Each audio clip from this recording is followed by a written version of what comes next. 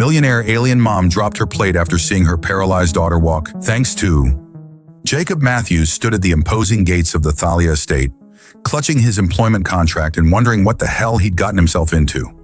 The mansion sprawled across the hilltop like a sleeping beast, all gleaming spires and sweeping terraces that seemed to defy Earth architecture.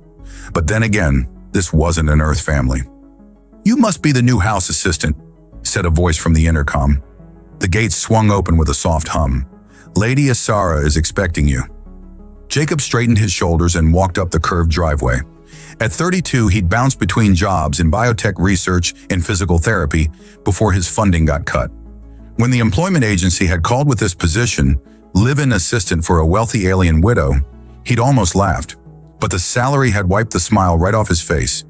The massive front door opened before he could knock. A humanoid butler with 4 arms and skin the color of burnished copper nodded at him. "Mr. Matthews, I am Pax, head of household staff. Lady Asara is in a business meeting. I'll show you to your quarters and brief you on your duties." Jacob followed Pax through corridors lined with artwork that seemed to shift and move when viewed from different angles. The mansion was a blend of alien luxury and Earth comforts, clearly designed for a family that appreciated both worlds. "Lady Asara is Cerulean, from the Proxima system," Pax explained as they walked. "Her late husband was a trade ambassador who brought her to Earth 15 years ago. After his passing last year, she decided to remain here with their daughter." "The daughter," Jacob said carefully. "I was told she requires special assistance." Pax's expression softened. "Miss Liena, she's 12 Earth years, a beautiful child. There was an accident during a shuttle malfunction 3 years ago. Her father was killed instantly, and she suffered severe spinal trauma. Lady Asara has consulted every specialist on and off-world." They stopped at a door at the end of a hallway. "These are your quarters. Your primary duties will include assisting Miss Liena with her daily activities, managing her therapy schedule, and occasional household tasks as needed. Lady Asara runs several interplanetary businesses and is often occupied." Jacob's room was spacious and comfortable, with a separate office area equipped with advanced tech. After settling in, Pax led him to meet Liena. The girl's room was bright and cheerful, filled with books, holographic displays, and what looked like science projects in various stages of completion. Liena herself sat in a hovering wheelchair by the window, her skin a lighter blue than her mother's, almost periwinkle, with silver hair that seemed to float around her head like a halo. Large, curious eyes turned toward him as he entered. "You're the new assistant?" she asked, her voice musical. "The last one quit after I corrected his understanding of quantum physics."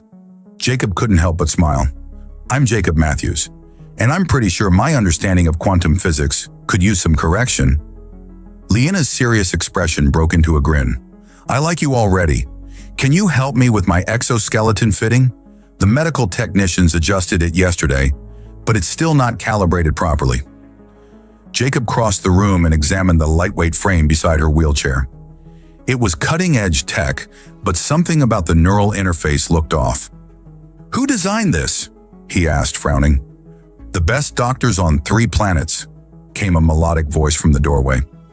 Jacob turned to see Lady Asara standing there, and his breath caught. She was tall and graceful, her blue skin deeper and richer than her daughter's, like the depths of an ocean. Her silver-white hair was pulled back in an elegant twist, and she wore a simple brown dress that somehow made her look like royalty. "Lady Asara," he said, straightening. "Jacob Matthews, thank you for this opportunity." Her eyes, large, almond-shaped, and a striking violet, assessed him coolly. "Mr. Matthews, your credentials are impressive. I hope you'll be more persistent than your predecessors."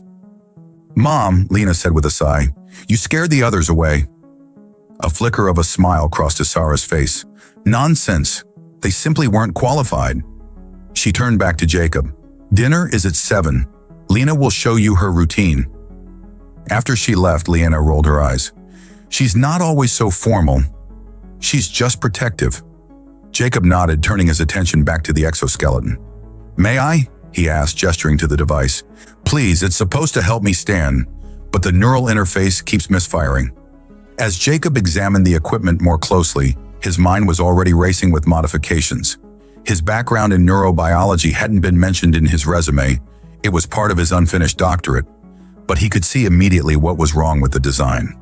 "The interface is treating your nervous system like a human one," he murmured. "The calibration is all wrong for cerulean physiology." Lena's eyes widened. "That's what I've been trying to tell them. Our neural pathways are similar but not identical." Jacob spent the rest of the afternoon getting to know Lena in her daily routine. The girl was brilliant, curious, and surprisingly resilient despite her condition. By dinner, he'd already started sketching modifications to her exoskeleton in his mind. At the dining table, Lady Sarah asked pointed questions about his experience and qualifications. Jacob answered honestly, though he downplayed his interest in the exoskeleton. Something told him that Lady Sarah had given up hope on technological solutions. Later that night, as Jacob settled into his new quarters, he pulled out his tablet and began researching cerulean physiology. If the doctors on 3 planets couldn't help Lena walk again, maybe they were overthinking the problem. He had nothing to lose by trying, and from the determined look in Lena's eyes, he knew she hadn't given up either. Over the next few weeks, Jacob settled into a rhythm at the Thalia estate. By day, he diligently performed his duties as Lena's assistant, helping with her exercises and studies. By night, he transformed into something entirely different, a covert biomedical engineer. His quarters had become a makeshift laboratory. Components borrowed from the mansion's extensive tech storage were arranged across his desk alongside schematics of cerulean physiology he'd downloaded from medical databases. Jacob worked late into each night, careful to erase his search history and hide his work before morning. "What are you always doing in here?" Lena asked one afternoon, her hovering wheelchair humming softly as she appeared in his doorway unexpectedly. Jacob quickly swept his tablet's screen clear. "Just some personal research. Shouldn't you be at your music lesson?" "Cancelled. Instructor has some weird alien flu."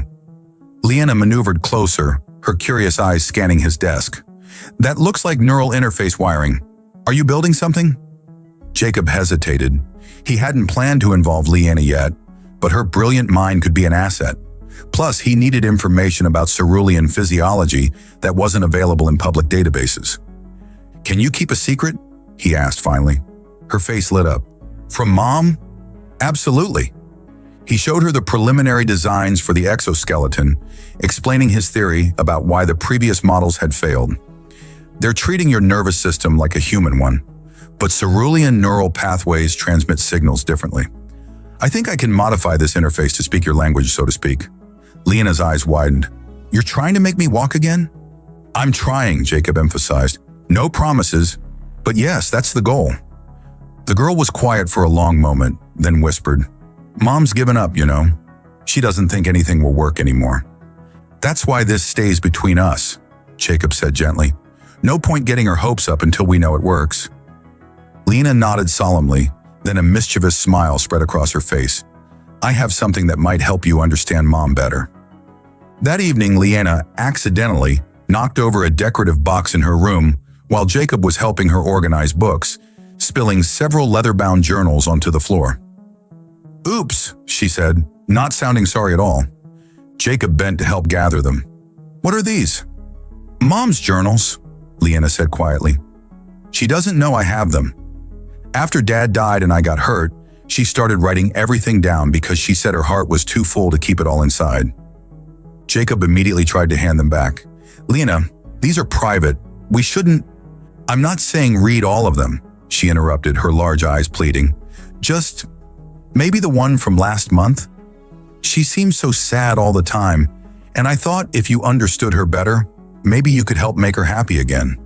Jacob hesitated, his conscience warring with his curiosity. Lady Sarah maintained a polite but distant relationship with him, though he occasionally caught her watching him when she thought he wasn't looking. "Please," Lena added, "I just want her to be happy again." With a sigh, Jacob took the most recent journal. "I'll just look at the last entry." That's it. Later that night, alone in his quarters, Jacob stared at the journal on his desk. This was a terrible invasion of privacy. He should return it immediately. Instead, he opened it to the last entry. The human assistant is different from the others. He looks at Lena like she's a person, not a problem to solve. Today I found him explaining orbital mechanics using fruit from the kitchen, and she was laughing, Actually laughing. I haven't heard that sound in so long. When he speaks to me, he meets my eyes without the usual human discomfort around non-terrestrials. There's something about him that reminds me of Kalen, not in appearance, but in spirit. That quiet determination. It's unsettling.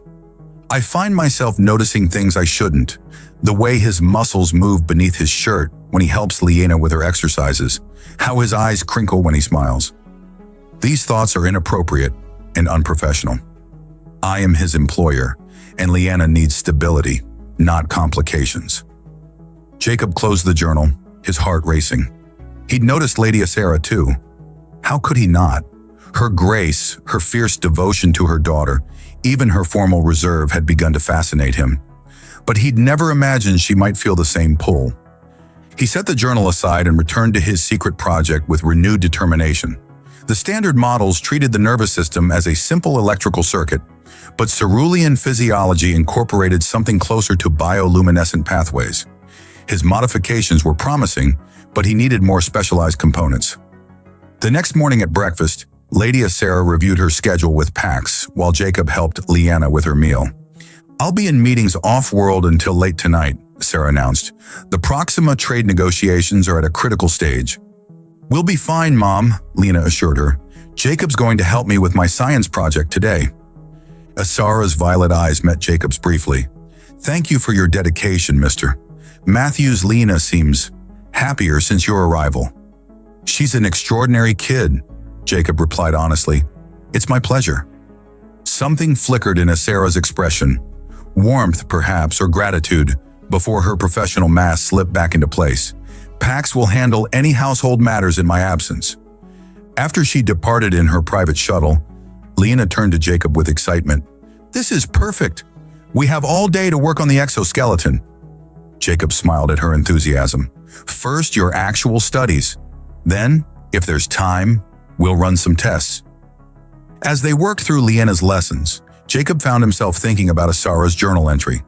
The attraction he felt wasn't one-sided after all, but pursuing anything would be complicated, not just because she was his employer, but because his secret project could be seen as a betrayal of her trust.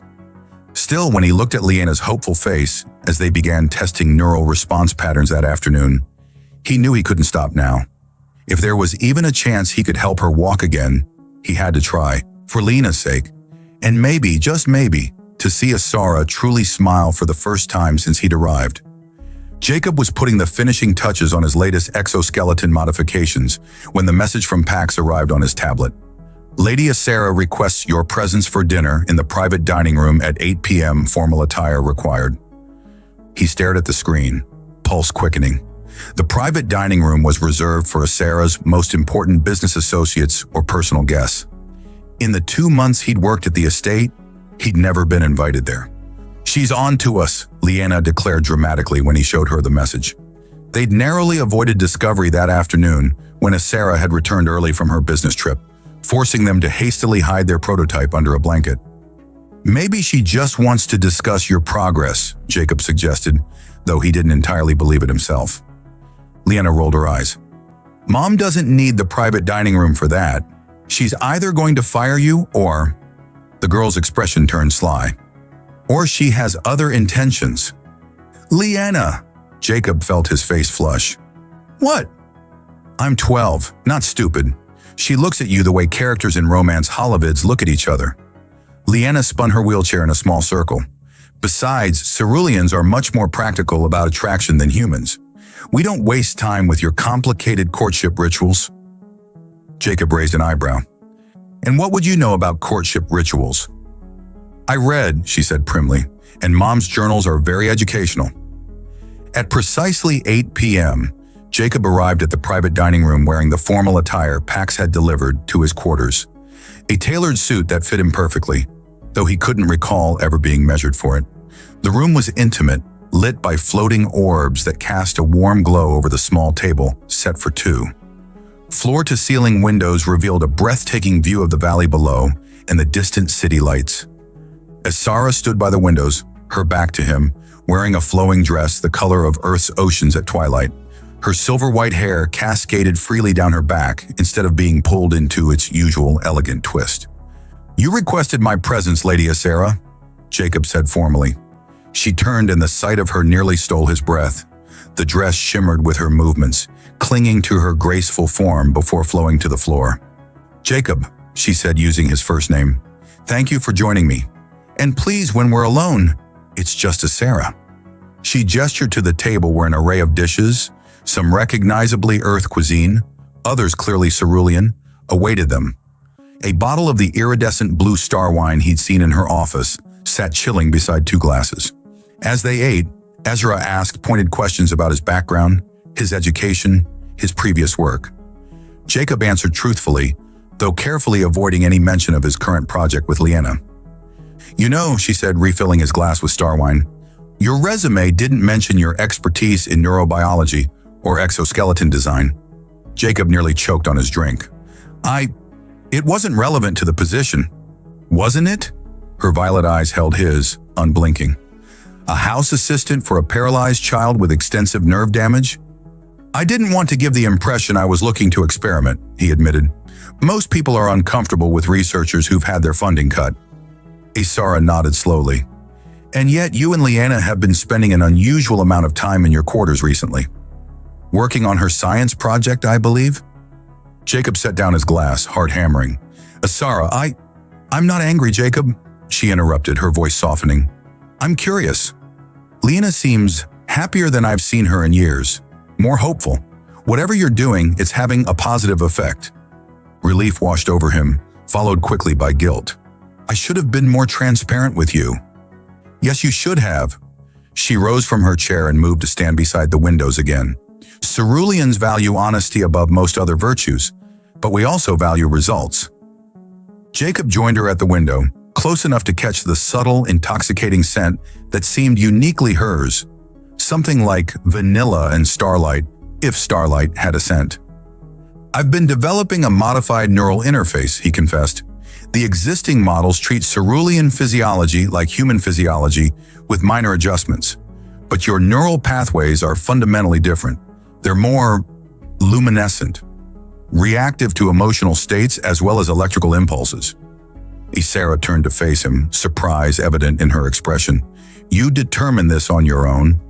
"With Liana's help," he acknowledged. "She's brilliant, you know." "I know." A small smile curved her lips. "She takes after her father that way." "And her mother," Jacob added boldly. Their eyes locked, and the air between them seemed to charge with electricity. Jacob became acutely aware of how close they stood, how the light played across her blue skin, how her chest rose and fell with each breath. "Humans are remarkable creatures," Zara murmured. "So determined, so passionate. Kalen, my husband, used to say that what humans lack in lifespan, they make up for in intensity of purpose." "Is that a compliment or a criticism?" Jacob asked, his voice low. "An observation." Her gaze dropped briefly to his lips, then back to his eyes. "Ceruleans live nearly twice as long as humans. We tend to take our time with things. And humans rush in?" He smiled slightly. "Sometimes rushing has its advantages." Her hand rose to rest lightly against his chest, where she must have felt his heart racing. "Your emotional responses are so immediate, so honest. It's fascinating." Jacob covered her hand with his own. "Asera, I should tell you that you've been reading my journals," she finished, her expression unreadable. He froze. "How did you—" "Liana is many things, but subtle isn't one of them." A hint of amusement colored her voice. "I've known for weeks that she's been borrowing them." Mortification washed over Jacob. "I only read one entry. I shouldn't have—" "No, you shouldn't have," she agreed. "But I find I'm not as upset as I should be." Her fingers curled slightly against his chest. "What did you think of what you read?" The star wine had loosened his inhibitions just enough for honesty. "I thought I wasn't alone in feeling something I shouldn't." The space between them disappeared as Asera leaned forward, pressing her lips to his in a kiss that started tentative but quickly deepened. Jacob's arms encircled her waist, drawing her closer as the warmth of her body seeped into his. When they finally parted, both slightly breathless, Asera's skin seemed to glow from within, luminescent patterns tracing beneath the surface, A cerulean response to intense emotion, he realized. I've wanted to do that since your second week here, she admitted, her voice husky. Why didn't you? He asked, tracing the glowing patterns on her arm with gentle fingers. Because I'm your employer. Because of Liana. Because I wasn't sure if humans and ceruleans. She trailed off. If we're compatible, Jacob finished, a smile playing at his lips. I think we just answered that question. Isara's answering laugh was musical. Perhaps we should conduct further research. For scientific purposes, of course. Of course, he agreed solemnly, though his eyes danced with humor. Thorough investigation is essential. As they moved toward the door together, Isara's hand firmly in his, Jacob knew two things with certainty. His secret project for Liana had just become considerably more complicated, and whatever was beginning between him and Isara transcended the boundaries of employer and employee, human and alien. It was terrifying. It was exhilarating, and he wouldn't change it for anything. The morning after their dinner together, Jacob woke with renewed determination. The memory of Isara's kiss, the luminescent patterns that had traced across her blue skin in response to their shared passion, fueled his resolve to complete the exoskeleton. He wanted to give her something no amount of wealth could buy. Hope. They hadn't discussed his secret project again. Instead, they'd spent the night exploring the fascinating differences between human and cerulean physiology in the most intimate way possible. Jacob smiled at the memory of Isara's astonishment at human stamina and his own wonder at the way her entire body could glow with pleasure at the right touch. Ceruleans typically take relationships slowly, she had whispered against his neck as they lay tangled together. We consider, we contemplate, we wait. And what do you think of the human approach now? He had asked, trailing his fingers along the glowing patterns on her arm. Her laugh had been low and sensual. I think there's something to be said for rushing in. Now, as Jacob made final adjustments to the exoskeleton in his quarters, he couldn't help but feel a twinge of guilt for continuing to keep it secret. But Liana had been adamant. Mom's tried everything, she had insisted. She can't take another disappointment. We have to be sure it works before we show her. The door slid open and Liana's wheelchair hummed as she entered, her face alight with excitement. Is it ready? Mom's at the Interplanetary Trade Summit all day. We have the perfect opportunity to test it. Jacob nodded, holding up the sleek device. He'd redesigned it completely from the standard models, incorporating elements that would work with cerulean neural pathways rather than against them.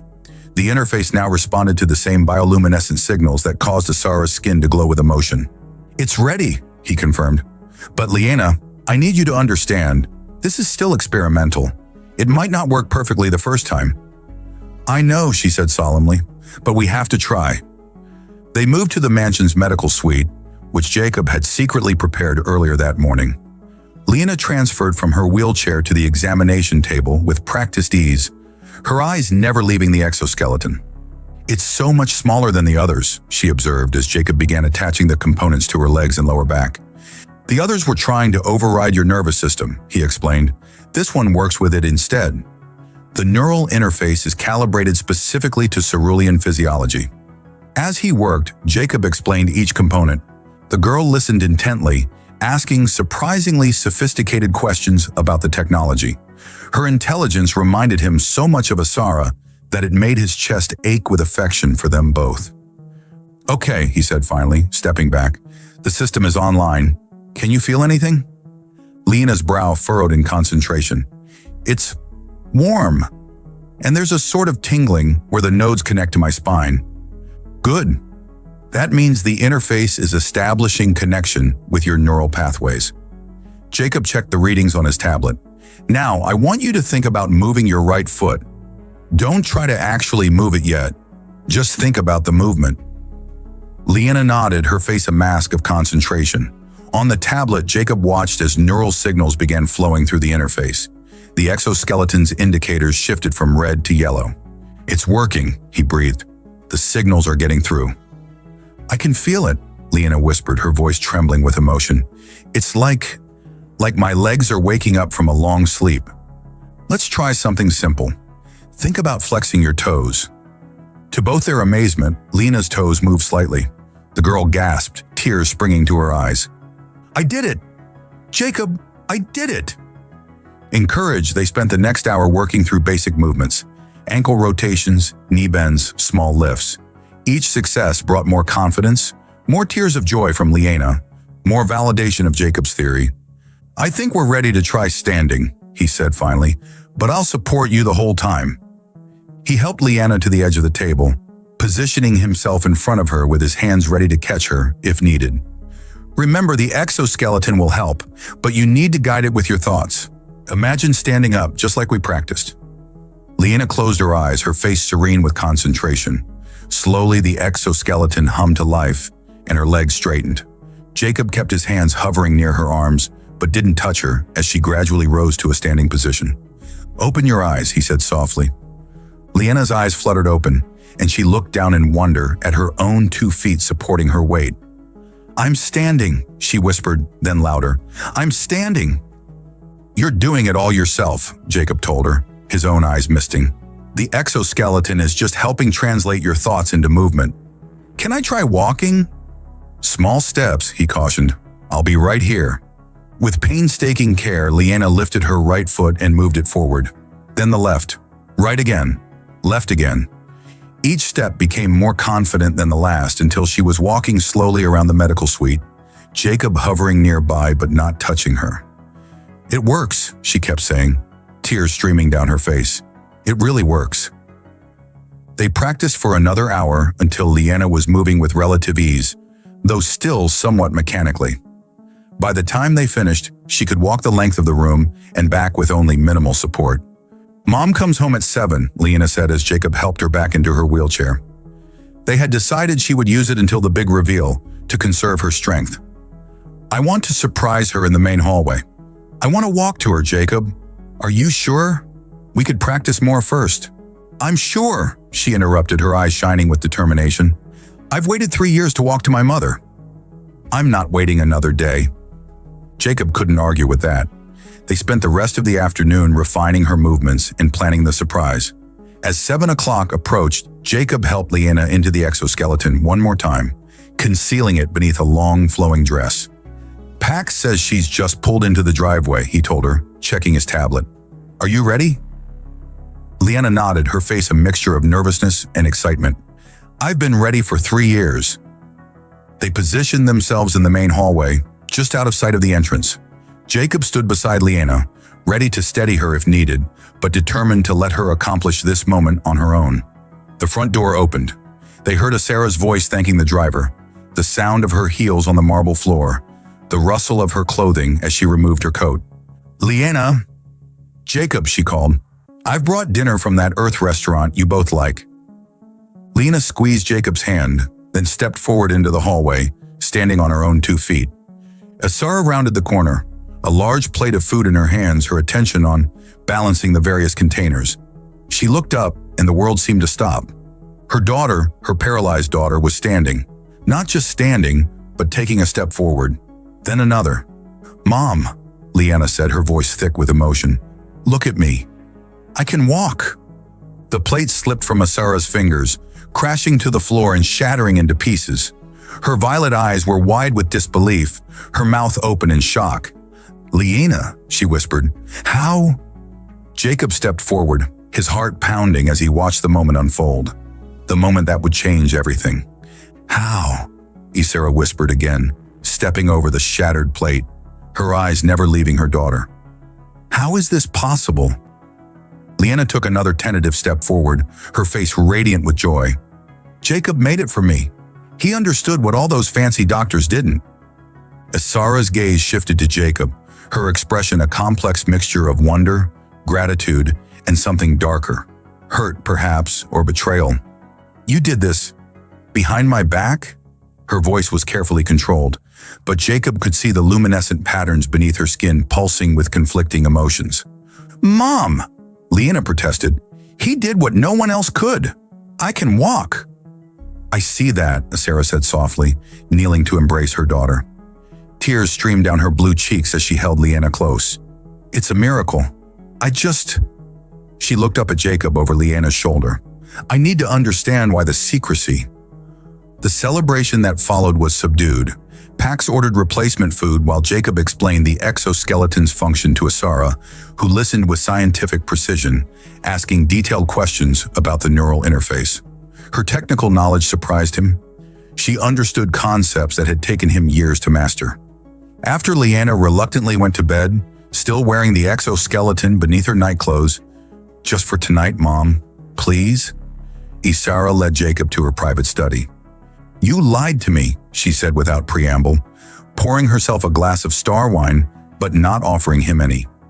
"I didn't lie," Jacob countered. "I just didn't tell you everything." In Cerulean culture, that distinction doesn't exist. Her violet eyes were cool. "You shared my bed while keeping secrets that affected my daughter's life."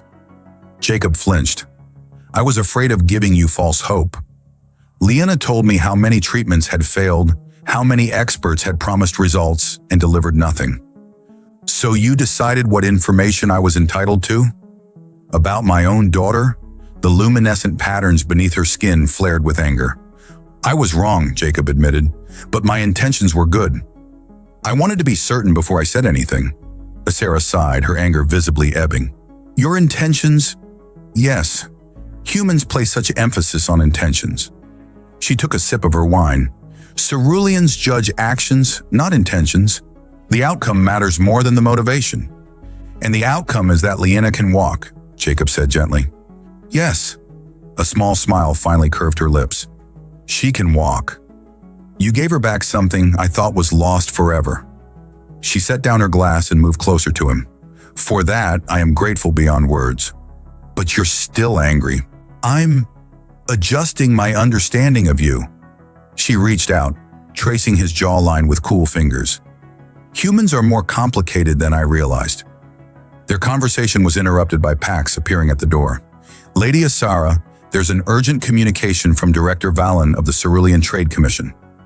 Asara frowned. "At this hour, put it through to my office terminal." Jacob waited while she took the call in private, using the time to examine the artifacts in her study.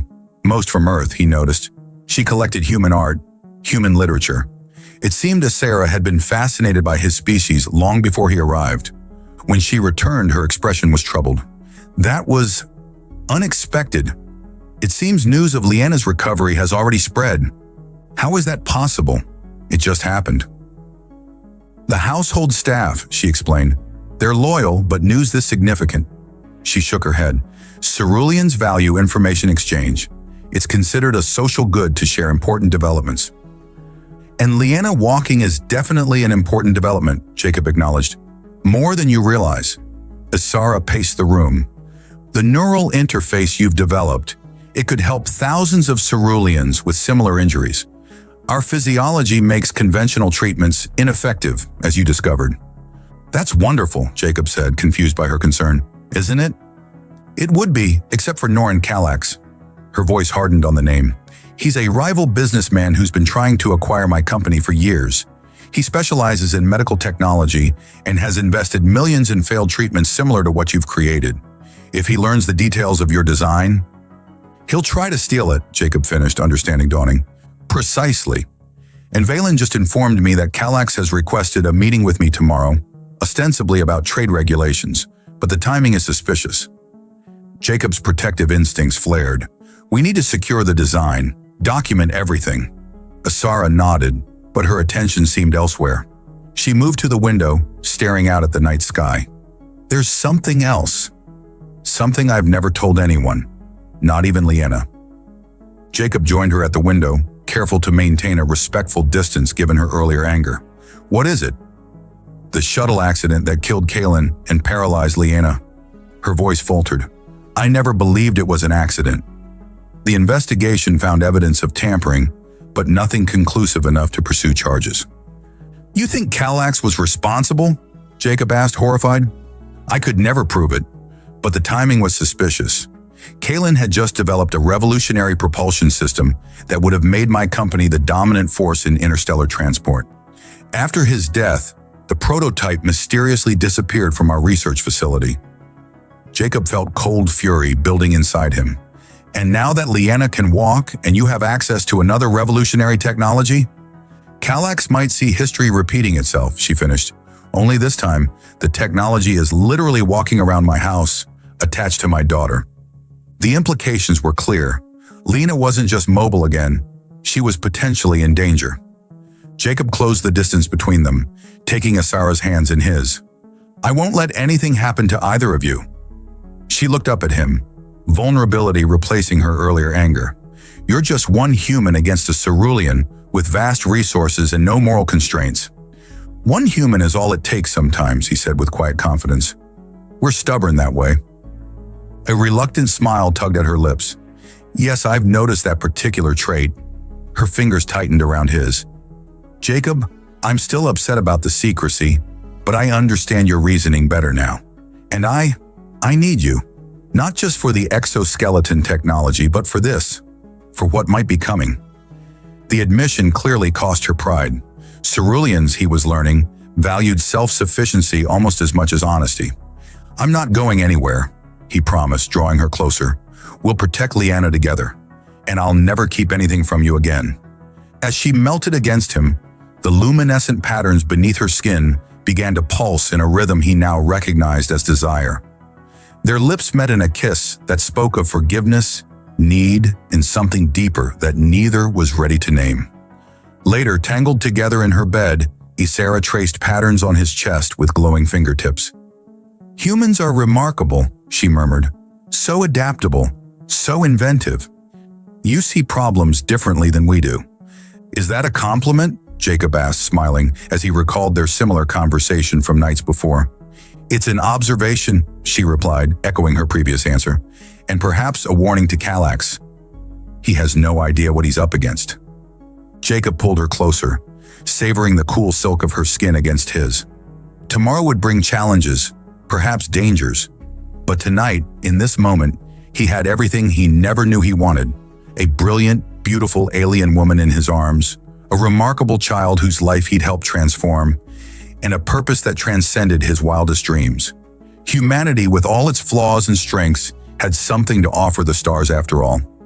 Jacob woke before dawn, his mind already racing with plans. Beside him, Asara slept peacefully, her blue skin emitting a soft glow in the darkness. A cerulean trait he'd learned indicated deep contentment. He slipped from the bed carefully, not wanting to disturb her. In his makeshift lab, Jacob began working on 2 versions of the exoskeleton schematics. The first contained the actual breakthrough, his understanding of how cerulean neural pathways utilize bioluminescent signals rather than purely electrical ones. The second was a convincing fake, with a critical flaw in the interface that would cause the system to fail catastrophically if actually built. As he worked, Jacob noticed something odd about the tablet's behavior. Slight delays in processing, occasional flickering of the screen. On a hunch, he ran a security scan using a program he'd developed years ago during his research days. The results confirmed his suspicion. Someone had remotely accessed the device. They're already watching, he muttered, shutting down the tablet and switching to analog methods. Pen and paper? Something most technologically advanced species rarely considered anymore. By the time Asara joined him, dressed impeccably for her meeting with Kallax, Jacob had swept the room and found 3 surveillance devices. These were professionally installed, he told her, showing her the tiny bugs. Recently, too. They're still factory fresh. Asara's expression darkened. Kallax moves quickly. Too quickly for this to be a reaction to Liana walking, Jacob pointed out. He must have been monitoring your household already. Which means he knows about us, she said, her fingers brushing his. About everything. Jacob nodded grimly. I found bugs in my quarters, your study, and the main hallway. Probably more throughout the house. What do we do? We give him what he wants, Jacob said with a smile that didn't reach his eyes. Or rather, what he thinks he wants. They spent the morning preparing. Liana, thrilled to be part of what she called the spy game, practiced walking with deliberate imperfection, allowing the occasional stumble, wincing at certain movements, while Jacob loudly discussed calibration issues within earshot of the bugs. Remember, he told her, we want them to think the design isn't quite perfected yet. So they'll steal the wrong version, she said, eyes bright with understanding. Humans are sneaky. Strategic, Jacob corrected with a wink, and Kallax has never dealt with a human before.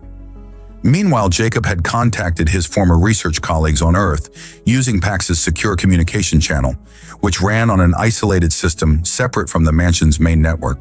To his surprise, his old team responded with immediate enthusiasm.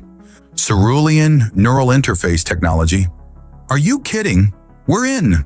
His former lab partner, Dr. Sophia Hoffman, had practically vibrated with excitement. The applications go way beyond medical. This could revolutionize human cerulean technological integration.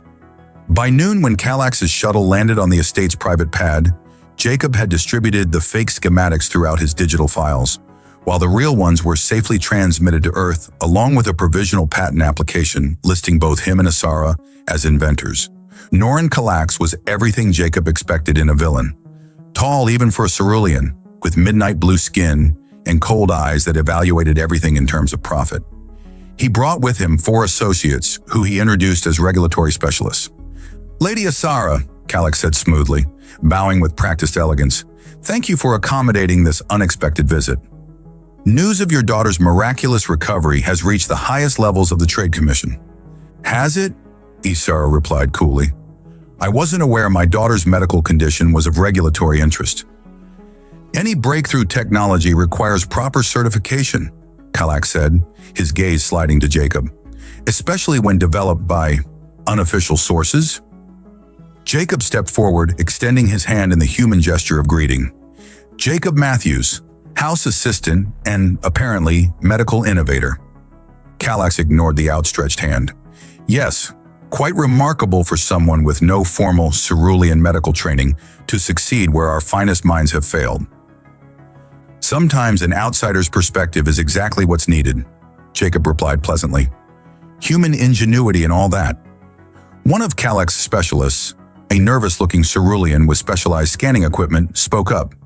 "For certification purposes, we'll need to examine the device and its interface with the child." "Of course," Sarah said, the picture of cooperation. "Leanna is excited to demonstrate her progress. Though I should warn you, the system still has some inconsistencies." As they moved to the medical suite where Leanna waited, Jacob noticed Kallax's specialists spreading out, ostensibly examining different aspects of the mansion's technology, but clearly planting additional surveillance. He caught Sarah's eye, and she nodded slightly. She'd noticed too. The examination was a thinly veiled information-gathering operation.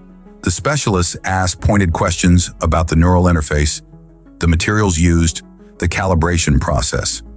Jacob answered honestly about everything except the critical breakthrough, describing conventional approaches that any medical engineer would recognize. Leanna played her part perfectly, demonstrating her walking ability with carefully choreographed stumbles. "It's still hard sometimes," she explained to a sympathetic-looking specialist. "Jacob says the interface needs fine-tuning." "Indeed," Jacob agreed, pulling up the decoy schematics on his tablet. "The connection between the luminescent neural pathways and the mechanical response still lags occasionally. I'm working on a solution, but it's tricky." He watched Kallax's eyes light up at the mention of luminescent pathways, the key insight that made the system work. The bait was taken. After 2 hours of examination, Kallax declared himself satisfied. "Most impressive, despite the obvious flaws. The Trade Commission will review our findings. In the meantime, I'd advise against any public demonstrations until proper certification is obtained." "Of course," Sarah agreed smoothly. "Leanna's health is our primary concern." As they escorted Kallax and his team back to their shuttle, Jacob felt the businessman's cold gaze assessing him one final time. "Humans are an interesting species," Kallax remarked. "So resourceful, despite your limitations." "We manage to surprise people," Jacob replied with a tight smile. That night, after confirming that Kallax's team had left at least a dozen new surveillance devices throughout the mansion, Jacob and Asara retired to the estate's garden house. The one building they'd verified was clean of bugs. "They'll make their move tonight," Jacob predicted, pacing the small structure. "The fake schematics include enough real information to be convincing, but the neural interface calibration is completely wrong. If they build it, it'll fail spectacularly." "But they won't just want the schematics," Isara pointed out, her expression troubled. "They'll want Leanna. To study how the existing interface works with her physiology?" Jacob nodded grimly. "That's why I've prepared a special welcome for our nighttime visitors." He pulled out a small device from his pocket. Remember how I said humans are strategic? We're also pretty good at setting traps. Asara's luminescent patterns flared with concern. Jacob, Kallax is dangerous. If he realizes you've deceived him, he already thinks he's deceiving us, Jacob interrupted, taking her hands in his. That's his weakness. He underestimates humans because we're younger, less technologically advanced. He doesn't understand that those limitations have made us more adaptable, more creative. Asara studied him, wonder replacing worry in her violet eyes. You're not afraid. Oh, I'm terrified, he admitted with a laugh. But humans have a long history of being at our best when we're afraid. It's kind of our thing. She moved closer, her cool fingers tracing the line of his jaw. You remarkable, impossible man. When I hired a house assistant, I never imagined finding a human who would help your daughter walk, fall in love with you, and then set a trap for your business rival? Jacob finished, pulling her against him. Love, she whispered, the luminescent patterns beneath her skin pulsing rapidly. Jacob realized what he'd said and smiled. Yeah, love. Is that okay? Her answer was a kiss that left no doubt about her feelings. Her body pressed against his with an urgency that made him forget, momentarily, about the danger they faced. Later, as they lay together on the garden house's small bed, Asara traced patterns on his chest. What happens tomorrow? After your trap springs? Then, Jacob said, kissing her forehead, we show the universe what happens when you mess with a human's family. Jacob didn't have to wait long. Just after midnight, the security system he'd modified sent a silent alert to his wrist device. 6 intruders had breached the mansion's perimeter, disabling what they thought was the main security grid. They're here, he whispered to Asara, who lay beside him in the garden house. She sat up immediately, luminescent patterns flaring with concern. Liana is safe, Jacob assured her. Remember the plan.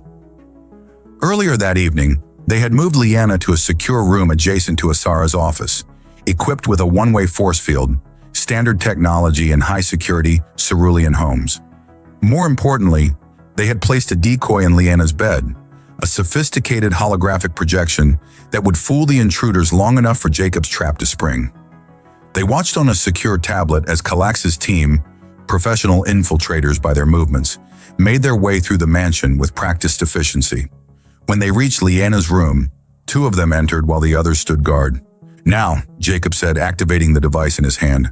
Throughout the mansion, hidden emitters released a colorless, odorless compound, harmless to humans but causing temporary paralysis in ceruleans. Jacob had synthesized it based on his research into their unique physiology. Within seconds, all 6 intruders froze in place, unable to move but fully conscious. That's our cue, Jacob said, rising and pulling on a protective mask that would filter the compound. He handed another to Asara. The effect only lasts 20 minutes. They moved quickly through the mansion to Liana's room, where they found 2 paralyzed ceruleans attempting to abduct what they thought was a sleeping child. The hologram continued to breathe peacefully, unaware of the danger.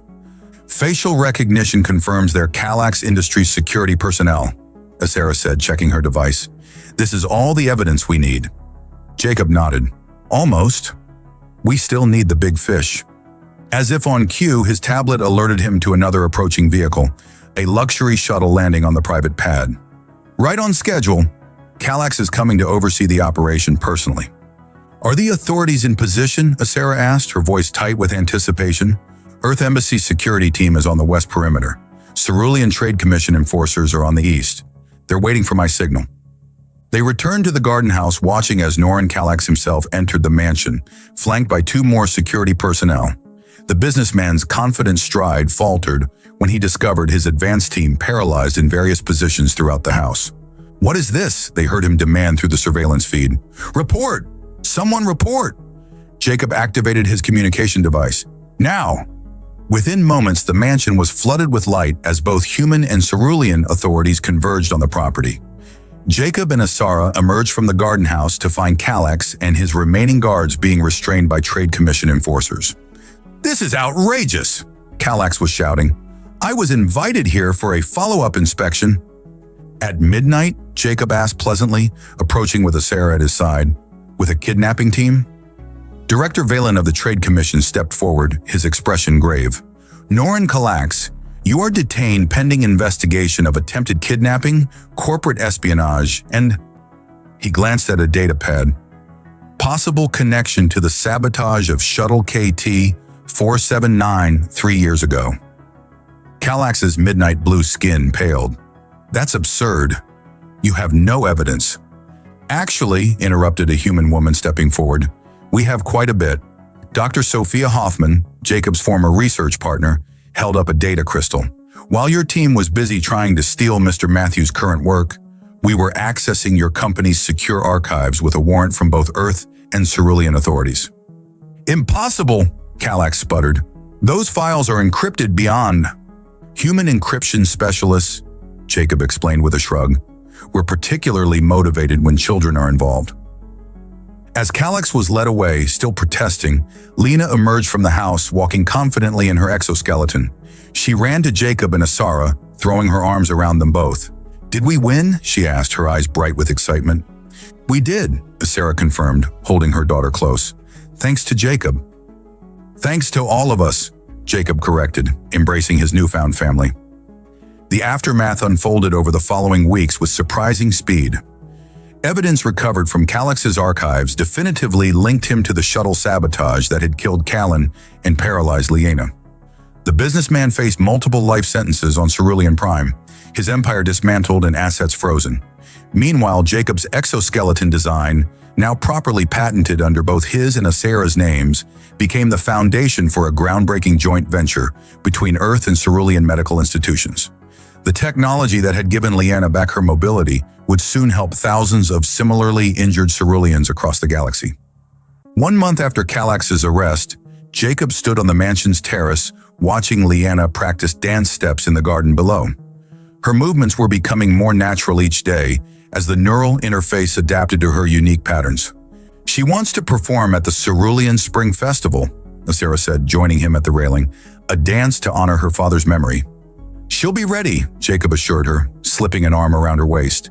She's the most determined person I've ever met, besides her mother.